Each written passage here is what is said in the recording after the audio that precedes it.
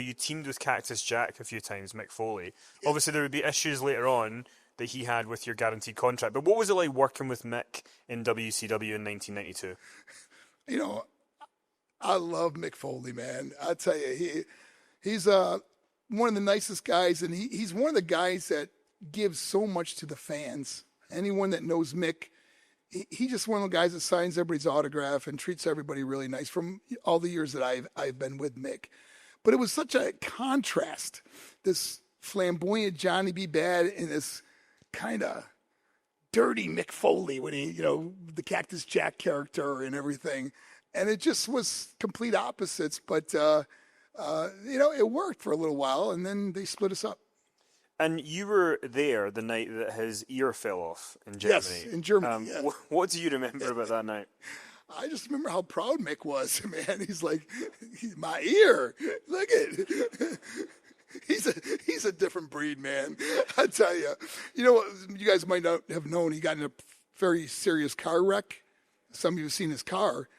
I'm thinking, that car didn't stand a chance against Mick Foley. That poor car.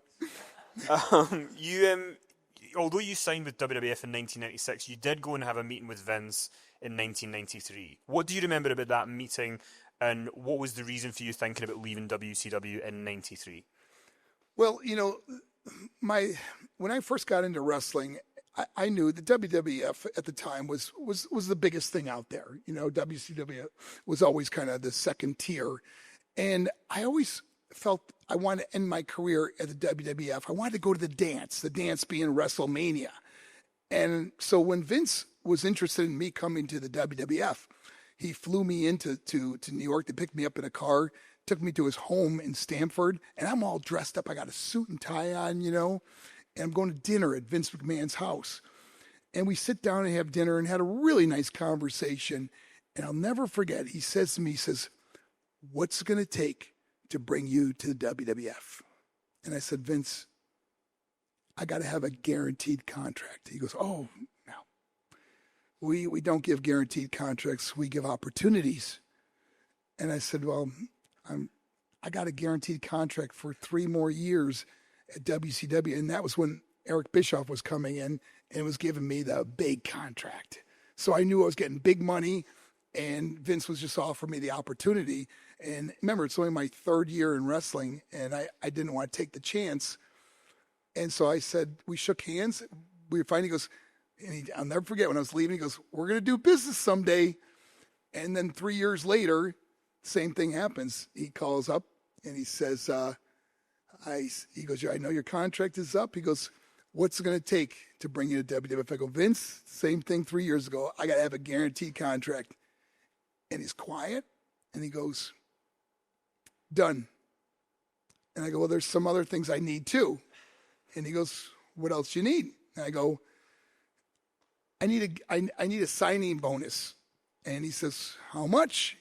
And I told him it was a big signing bonus. And he said, done. And he goes, is that it? And I go, no, there's one more thing I need. And he goes, what's that? He goes, I want my wife. Now, I just got married 2 years ago. And in wrestling, divorce is everywhere. The infidelity, the divorce, it's everywhere. And I said, Vince, I want my wife to travel everywhere I travel.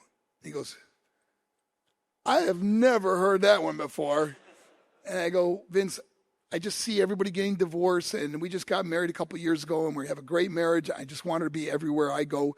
But I'll tell you what, since she does, and if you agree to it, she could be my valet. And he goes, oh, no. He goes, okay, she can go where you go, but let's just worry about you for now. And I go, okay. So Vince sends me a ticket to fly to Stamford to go over the creative, what they came up with, the character, my new character. Remember, Johnny B. Bad, I can't use Johnny B. Bad. So the new character, and I'm going to meet with the creative team and Vince and sign my contract. And he sends me a plane ticket. And I got Vince's cell phone, so I call him back. I go, hey, Vince, I noticed there's only one ticket here. He goes, how many tickets do you need to sign a contract? And I go, well, my wife flies everywhere I fly. He goes, to sign a contract? And I go, Vince, we made an agreement. He goes, all right. So he has him send us another ticket. We both fly to New York. and we walk into Vince's office. And as we walk in, Vince looks up and he sees Rena, who became Sable.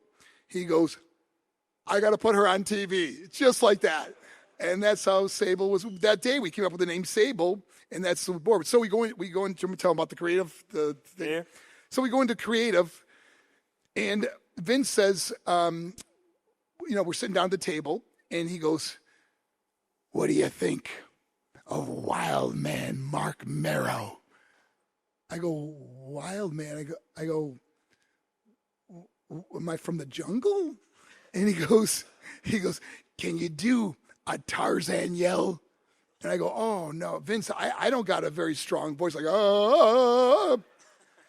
And I said, Vince, I don't got a very strong voice. When I yell, my voice crackles and it's really strained. I can't do it, I mean, he's thinking like Sting or Ric Flair or something, And so they bring in the drawings of this character, Wild Man Marc Mero, and I'm so confused, but I'm thinking, this is the machine. They made The Undertaker. They made Hulk Hogan.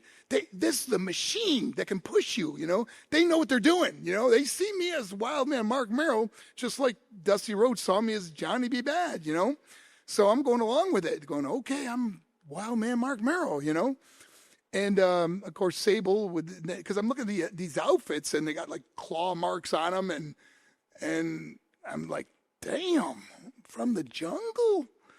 So that's why I never really connected with that character, but I just thought they knew what they were doing, and because I certainly didn't. And when you don't connect with the character, the fans don't connect with the character. Johnny B. Bad had a connection with the character because it was so outrageous.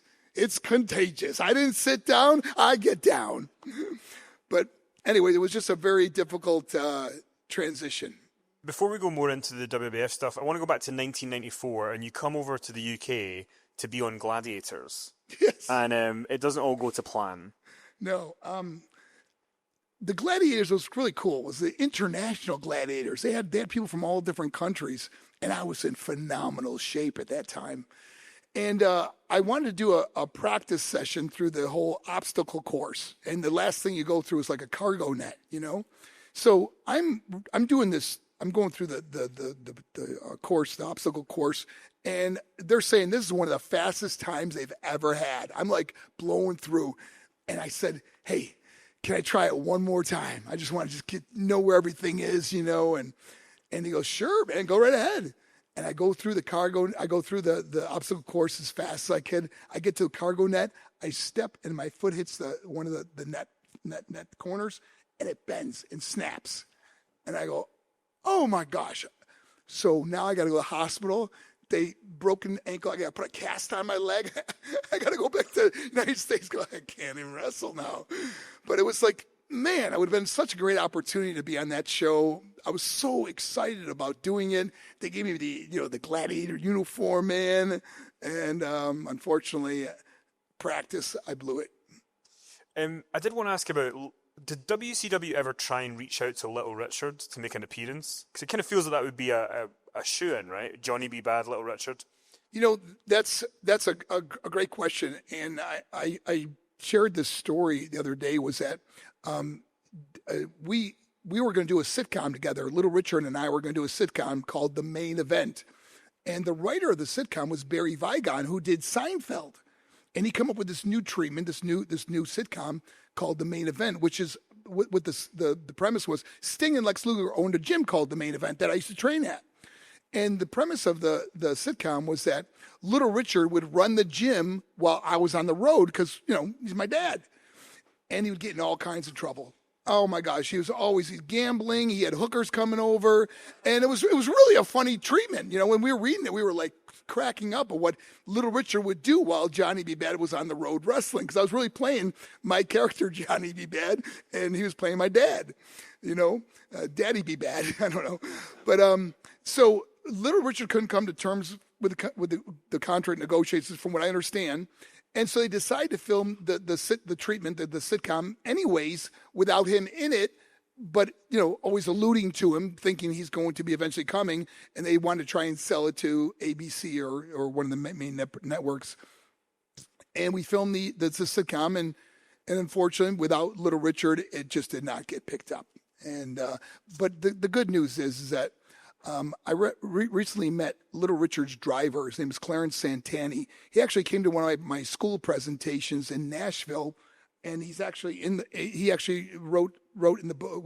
Kenny wrote him in the book, and interviewed him for the book. And he would tell me Little Richard loved that character. I never knew if he did, because Little Richard, during his concert, he would hold up a poster of me, and he'd say, "They say he's pretty. He's not as pretty as me." And he'd rip up the poster, you know.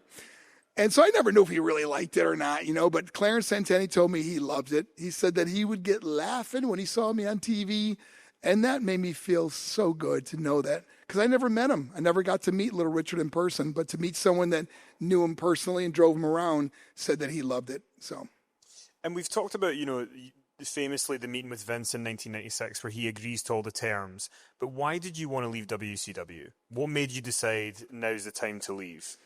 You know, they weren't doing much with my character. I mean, I was wrestling Dallas DDP, match after match, and you know, I won the money, I won the girl, I won the belt, and there was nothing left for me to go except, you know, defend this belt. And then they had me and Lex Luger exchange it a few times, and I realized that they really didn't have a lot of creative stuff for me, and things were really changing. Johnny B. Bad kind of ran its course with the character, because it started off as that flamboyant, kind of effeminate character, you know, I'm so pretty and all that, you know, until where it became, you know, kind of like a Muhammad Ali character where I'm a bad man, you know. So I don't know if I felt it ran its course, but I remember thinking, and I think Vince thought this too, is we'll go to the WWF, change it up a little bit, but still use kind of the Little Richard character, because Vince loved that character.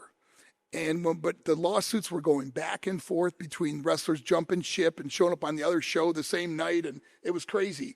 So that's where this decided to go with a completely different direction. But it was time for me to go, and you know, and looking back, guys, in life, you don't want to ever live with regrets. And I don't have any regrets, because all the paths I took in life ended up right here, right now. And I couldn't be happier or more blessed in my own life. So I have no regrets. Not to go through more past trauma, but, you know, there was a call in early 1996 with a WCW PR person about you doing an appearance, which led to you and Eric Bischoff having pretty harsh words. What happened in that situation? Yeah, you got to bring up all the dirt, don't you? Okay. That's my job. Now, what happened?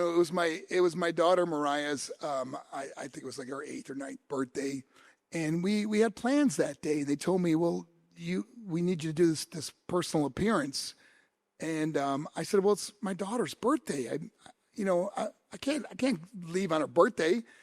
And I thought everything was cool, you know, but then I heard that they were really upset at me that I didn't go to do this appearance.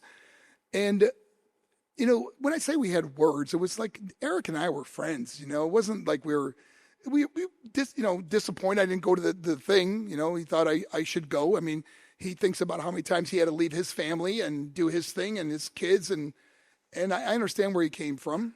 But I would just wanted to be there for my daughter. And when you say had words, we were upset at each other, but it was never nothing physical or anything like that. And then that led to you going, I think you guys met at the airport in March of 1996 when you're going to go to Nitro and you're going to tell Eric that you're leaving, that you're going to WWF. What was that kind of meeting like? Well, that was more, what it was, my contract was already up. And and they wanted me to wrestle on Nitro with no contract. And I said, I'm not going to wrestle with no contract.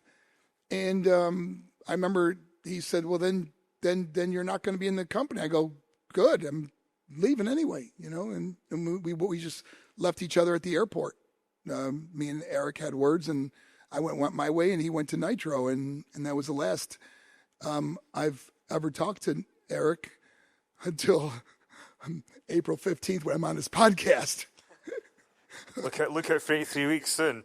But you also at that time, which is pretty interesting, was when Eric was saying to you, we want you to wrestle on Nitro, you said to him, well, if I'm going to wrestle, you need to sign something, that if something happens to me, Right.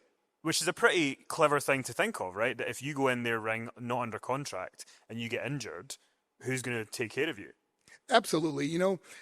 Wrestling, I tell you, that you get hurt at any time, and to wrestle with no contract means that I'm not under, their care, so to speak. I'm under my own insurance, and I didn't want to take that chance, and he didn't want to sign anything, and we just it did get heated, but it's just so long ago, and Eric and I are cool now. I've always liked that guy. I mean, I took his kids to Six Flags when we were younger, or when our kids were younger, and we just always got along great. And I'm just glad to reconcile with guys that maybe you had a beef with, or wrestlers that you didn't really like back then, that now, man, you see them at a convention, it's like big hugs, man. It's like, man, you can't live with bitterness, resentment, or unforgiveness. It's you who suffers, and I just refuse to live like that. So anytime I see a guy that I did not like, and including Bradshaw, couldn't stand Bradshaw. Man, that guy wanted to kill me every time he wrestled. And now I love that guy, man, and what he does for other people, and he loves what I do. And then next time I see him, just both of us, it's like water on the bridge. We really enjoy what we've done after wrestling.